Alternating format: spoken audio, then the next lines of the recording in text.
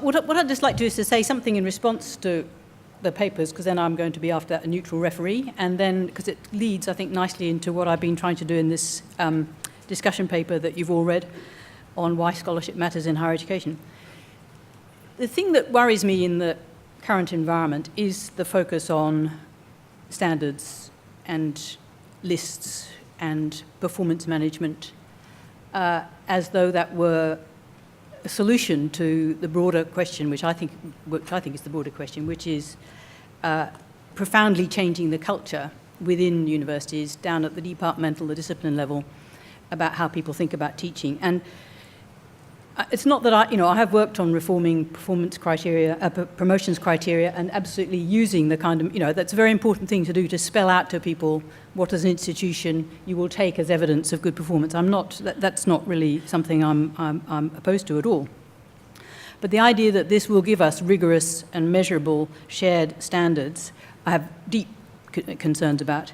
And I think the discussion of standards in schools and higher, secondary education has already generated some very sophisticated critique of that being a reliable thing we can just all fall back on. But more importantly, I'm interested why everybody's falling on, feeling this is so important. And I think it is because it reflects an extraordinary lack of professional confidence about our judgments. That a 20-page document that gives us 40 lists of tick, this means they're okay, is somehow reassuring when we don't feel in ourselves able to make that judgment. And what worries me particularly is that it's likely to be used in a context where performance management is absolutely what it's about. It's not about investing in development and change, it's about performance management, and it's about the individual. So the focus of all these frameworks, in the end, in an institution, is likely to come to bear on an individual. As Richard said in his first slide, and I think we are now really talking about, I think the focus should be on the course, the team. I think it would be wonderful if we shifted all our attention away now from individuals to say the result is in the learning that students succeed, their success in a course or program, whatever you want to call it. And many, many people contribute to that. And you want that team to work as a team, and the measures should be around that success, not the individual. And all our technologies for measurement are increasingly focused around the individual.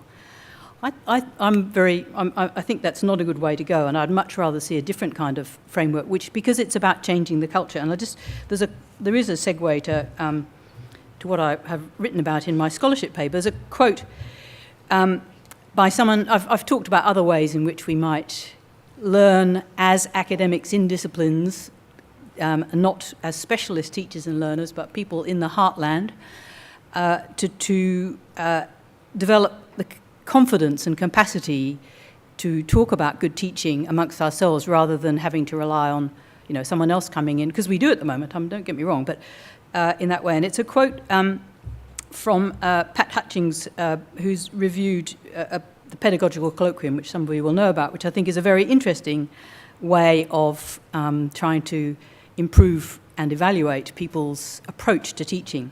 And what he said was he was looking at the sorts of things that are going on to help people feel confident to make judgments about essentially how to appoint people who are going to be good teachers. He says, "What will move us ahead in the short run is neither a checklist of criteria, almost certain to be reductive, nor an expectation that faculty will have extensive grounding in the literature of pedagogical theory and practice, nice but not likely in most settings.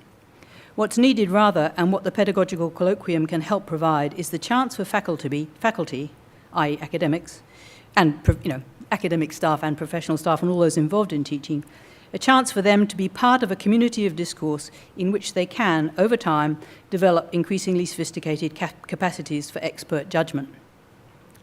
So it's about building the capacity at the local level rather than at the point of promotion or at the point of, this kind of use of external markers. Now, I haven't bought my watch, so I've got to keep an eye. I'm not going to exploit my position here. Got my watch, okay. The point about this paper that I've written for the OLT, which is called Why Scholarship Matters, it sounds a bit airy-fairy, but actually it's not airy-fairy at all. It's what it's about. It came from my earlier work on teaching-focused academics, trying to get at what it is that we think that everybody who teaches in higher education should have? What should they be like? Before we get to them all becoming different, which, is certainly on the way, what are the shared things that we would expect of someone who is teaching in higher education? And that means whether they're in TAFE, in a private provider, whatever it is. What are the shared characteristics of higher education? And in the Bradley Review and in TEXA, we resort to this notion of scholarship, that all higher education should be informed by scholarship. And what I do in the paper is talk about, well, yes, what does it mean? And, really, you just got to read Boyer.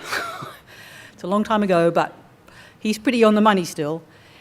And trying to recapture his emphasis on disciplinary knowledge. Boyer was not just about teaching. He was deeply concerned about the disciplinary depth of knowledge needed by everybody teaching in higher education. And, he refers to the dissertation as a place that you do that. Regardless of what you go on to do, he's profoundly concerned about that. And I think we need to talk about that. And Andrew said in his talk that, we don't need a PhD in the non-university or the new providers. Well, I'm not sure about that. That's going immediately to a two-tier workforce who know different things. Now, the second point, so I elaborate on that at some length, and the second point I make is that I'm worried that the term scholarship, Boyer has been cherry-picked. So the scholarship of teaching has been taken out of his context, in which it is absolutely embedded in disciplinary scholarship and application and integration, and rarefied and become this justification for teaching only people, that this is what you do, and then people, like some people like the Richland kind of hierarchy, you start out being a teacher, then you're a scholarly teacher, I forgot what the second one is, and then you do scholarship of teaching, and it implies this kind of hierarchy, this is what you should be doing. That's not what Boyer meant. I don't think that's what we should be doing. Indeed, there are people who are professional in that discipline of teaching and learning in higher education who should be doing that. But do we want 40%, 50% of our academic workforce to be doing research on teaching? I think we want them to be doing scholarly teaching. And in the paper, you can read it and you'll get, I've tried to elaborate what I mean by these ideas. But I think it's a really great time to be talking about this. And, in being critical of my colleagues here on the panel, it is because we have to discuss these things. And when you're in an institution, you get caught into the dramas of the stuff coming down the pipeline, pressure from management to work out how we're going to evaluate teaching. And it's lovely not being in an institution anymore, because I can sit and think and read books. So I appreciate, I'm saying this from the luxury of being able to step outside, but boy, do we need to do some stepping outside, because these are very big changes. So I can now leave you to, at some point, to read my paper. And I should say that the next discussion paper I've written, because it's apropos as well, will be out, I hope, in the not-too-distant future, and it's about the PhD as a preparation for higher education teaching. So it's kind of wrestling with the questions of, it has become the de facto requirement, how come and why, and should it go on being that for non-university providers in this new environment? And if it should, what should it look like? Should the PhD be something different? Which is, it was on Richard's slide too. I think it's a very important question. So that I hope will be out soon and you can read it. Having said that, I'll now open it up to, we've got at least a quarter of an hour for discussion, and I hope that you will engage fully. Thank you. I'm going to referee.